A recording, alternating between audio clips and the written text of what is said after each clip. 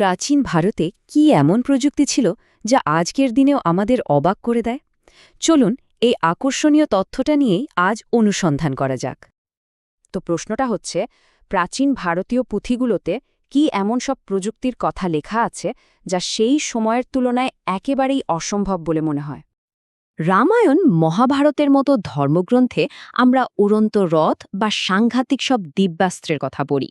এখন একদল গবেষক আছেন যারা মনে করেন এগুলো শুধু গল্পকথা নয়। তাদের মতে এগুলো আসলে ভিনগ্রহের উন্নত প্রযুক্তির বাস্তব প্রমাণ, যা হাজার হাজার বছর আগে আমাদের পূর্বপুরুষরা দেখেছিল।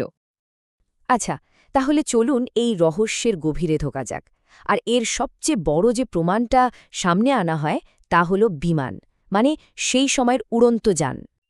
তবে এগোনোর আগে একটা জিনিস পরিষ্কার করে নেওয়া দরকার। এই বিমান শব্দটা আসলে কি? প্রাচীন হিন্দু বা জৈন পুঁথি অনুযায়ী বিমান হল এক ধরনের পৌরাণিক উড়ন্ত প্রাসাদ বা রথ। আর মজার ব্যাপার হল, রামায়ণের মতো মহাকাব্যে এই বিমানগুলোর বর্ণনা কিন্তু বেশ অবাক করার মতো। যেমন ধরুন, এই যে পুষ্পক রথের কথা বলা হচ্ছে, এটাকে সূর্যের মতো উজ্জ্বল বলা হয়েছে, যা কিনা ইচ্ছামতো যেখানে খুশি যেতে পারে। ভাবা যায়? যারা এই তত্ত্বে বিশ্বাস করেন তারা এই বর্ণনাগুলো থেকে কিছু বৈশিষ্ট্য তুলে ধরেন, যেমন এগুলো আকাশে প্রচণ্ড গতিতে চলতে পারত। শুধু তাই না, ওপরে, নিচে, সামনে, পেছনে সব দিকেই যেতে পারত।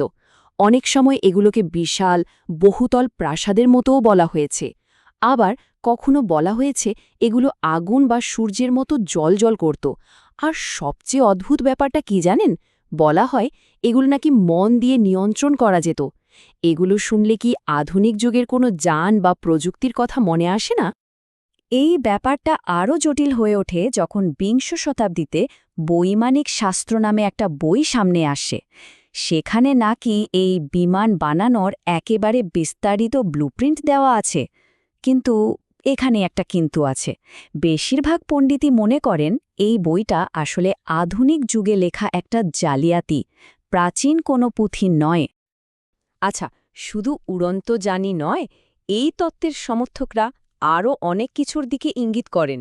চলুন এবার দেবতাদের যুদ্ধের দিকে নজর দেয়া যাক। প্রাচীন মহাকাব্যগুলো পড়লে দেখা যায় সেখানে দেবতাদের মধ্যে ভয়ঙ্কর সব যুদ্ধের বর্ণনা আছে।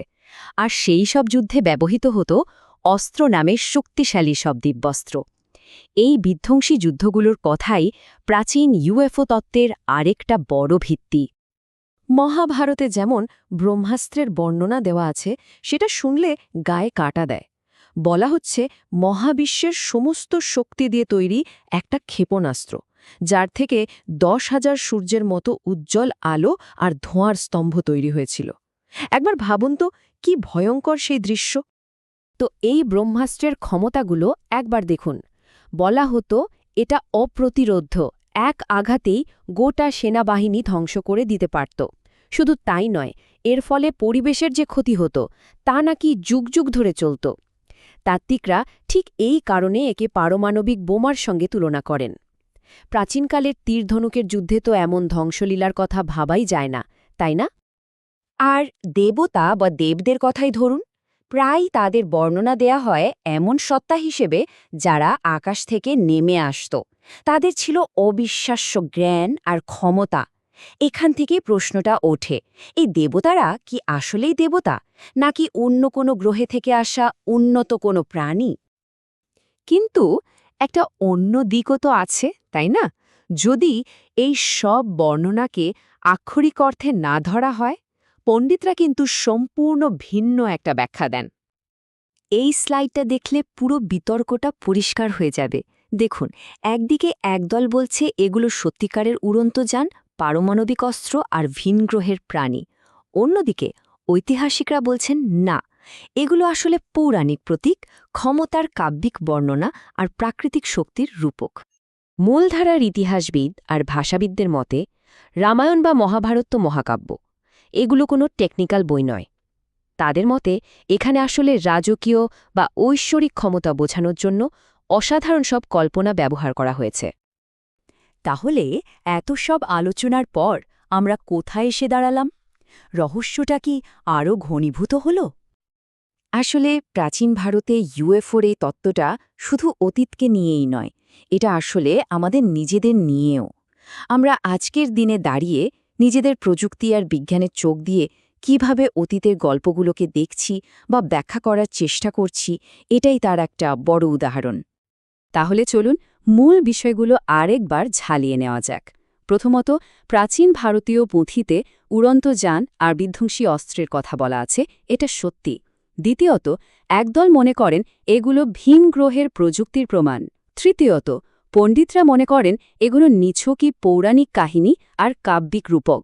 আর সবশেষে এই যে দুই পক্ষের ভিন্ন ভিন্ন মত, এই বিতর্কটাই কিন্তু প্রাচীন রহস্যের প্রতি আমাদের আকর্ষণকে বাঁচিয়ে রাখে।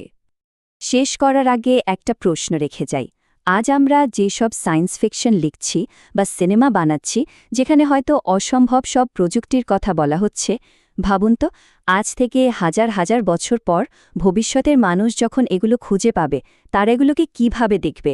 তারা কি এগুলোকে আমাদের সময় নিছক কল্পনা বলে ভাববে, নাকি আমাদের বাস্তব প্রযুক্তির দলিল বলে মনে করবে?